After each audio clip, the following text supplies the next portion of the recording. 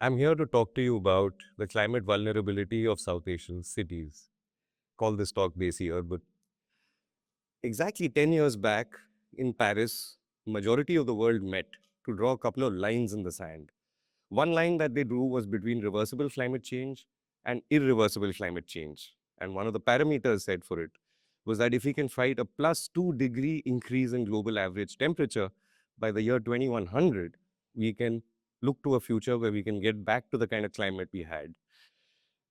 Of course, at 1.5 degrees, also there is a problem because we'll have irregular extreme climate events. There's a really interesting visualization that NASA has brought out. It's called the climate spiral.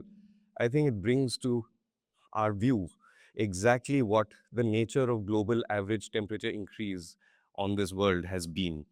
So you'll see around 1980, there's a sudden increase or an expansion in the levels at which global average temperature rises. And by 2025, the spiral looks something like this.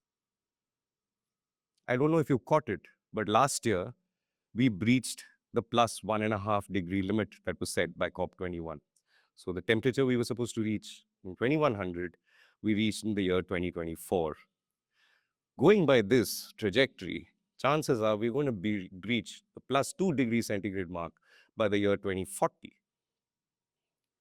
And it's not just global average temperature. We're spending a lot of energy burning up a lot of things and shoving them up into our atmosphere.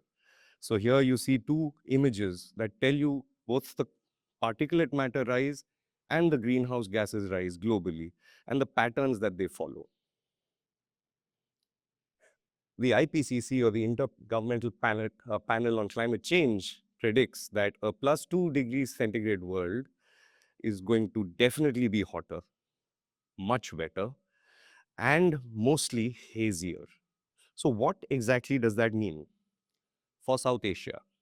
I like to call South Asia the canary in the climate change coal mine. It currently has a quarter of the world's population that's going to stay the same for the next 30 years. But more importantly, it's going to quadruple its GDP, contribution to the world GDP. So this makes it a very, very economically sensitive area. Also, you can see it has about 15.5 or 12% of the biodiversity of this planet. We did a climate chart. When I was studying architecture, we were introduced to a climate chart, the Köppen-Geiger climate classification. The big scary thing is that if we reach the plus 2 degrees centigrade mark at 2040, we're going to be changing actively the climate classification of a large swath of India. So there is going to be a tropical shift that we're going to witness over for the next few years, especially in regions like the Indo-Gangetic, where, as you can see, from a temperate climate, it's going to shift to a wetter, hotter climate. What does that mean? For the Indo-Gangetic, unfortunately, it means a lot of migration. Most people imagine migrations means crossing borders, but actually migration is something that we realized during the pandemic is a much more localized phenomenon.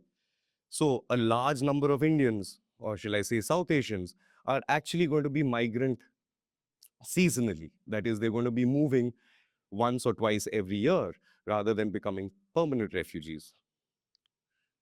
When you think about it, urbanization is always spoken of as this idea of new city making, or the idea of a big new sparkling city where people travel to. But actually in South Asia, urbanization is actually understood as deruralization, where areas around smaller towns stop being rural.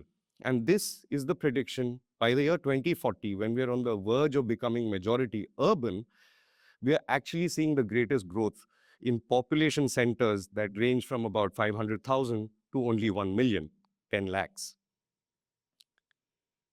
So what is the Desi urban? Desi urban is actually a Desi deruralization. I'll show you this through a set of slides that I've made that gives you a generic view of how South Asia makes its cities. So usually before pre-1850 or pre-industrial times, one used to look at a city as a feudal fort with a lot of peri-urban or peripheral urban waterworks that help control the relationship that fortified city had with its nearest large water source, normally a river, and that too a monsoonal river. Down below, you can see a number of words: Pushta, Nali, Bauli, Tal, Chak, Ghat, All these are words that have derived from Sanskrit, so they're clear evidence that they've been with us for many, many, many, many years. When we came under imperial rule, European imperial rule, we were empowered, we were domineered and empowered simultaneously by engineering. So imperial engineering under the British, the French, the Dutch, allowed cities to defortify, to expand beyond their natural barriers and attempt sprawls that are much, much larger. Although until independence, this was done with the spirit of extracting economic value from the hinterland. Once we became independent, we adopted the master plan way of building cities, and here is where the root problem starts. Unfortunately, master plans allow large swaths of cities to be developed, but there's always a lag in municipal services. Things like pipe water, pipe sewage, so on and so forth, take a long time coming. By 1990, when we liberalized our economy, and as did most other South Asian countries, cities started becoming privatized. No one wanted to wait for municipal services to come. What you saw were privatized townships and an expansion much further from the core city and much further away from the largest water source. In the past 10 years, since COP21, you have what I call an infra sprawl. High quality, high speed connectivity, both online and offline, through real good quality highways, now means that the city is no longer separated from the hinterland, but is the hinterland. I did this map after the flood of 2022 in the Yamuna to look at why we were flooding as a city. And what I realized was all the original waterworks that surrounded the original 7 cities of Delhi had been completely eaten up and had been lost. If I were to cut a slice through a typical South Asian city, this is what that slice would look. It's a blurred urban space of heterogeneous or highly varying urban densities. So how does the climate respond to a landscape like this? The monsoon in deruralized South Asia is now changing and becoming more and more sharp. So what happens is in the summer, extreme heat dominates over these urban or deruralized landscapes. Because of the humid air sitting on top of that, you get these heat domes that pack down and create a pressure differential. As you know, low pressure to high pressure air moves from high pressure to low pressure. So what this does is it creates an updraft of all the pollution that these urbanized or deruralized spaces are creating, increasing the aerosol density in the upper atmosphere. When this density hits the monsoons or monsoon-bearing winds, the cloud stacks form, localized flash storms form, and you get huge flash rain events, extremely sharp flash rain events or downpours. This is now going to be the new normal for most South Asian cities. So what is Desi Blurban? How does one build for South Asia's climate vulnerabilities? We are today hyper-connected. We live in information silos. We depend on trunk lines to chart internet and communications through one part of the world to the other. We are also post-globalized. We are multipolar. The world doesn't help each other out as much as it used to, and we become more protectionist. And one thing we cannot deny is that we are climate changed, which means we look forward to more extreme events, resource depletions, and biodiversity loss. So the future will need to be disaggregated. We have to stop thinking in terms of cities and states and national interests and start looking at ourselves as municipalities and the idea of being municipal. And third is that we can't fight climate change. We must be more resilient.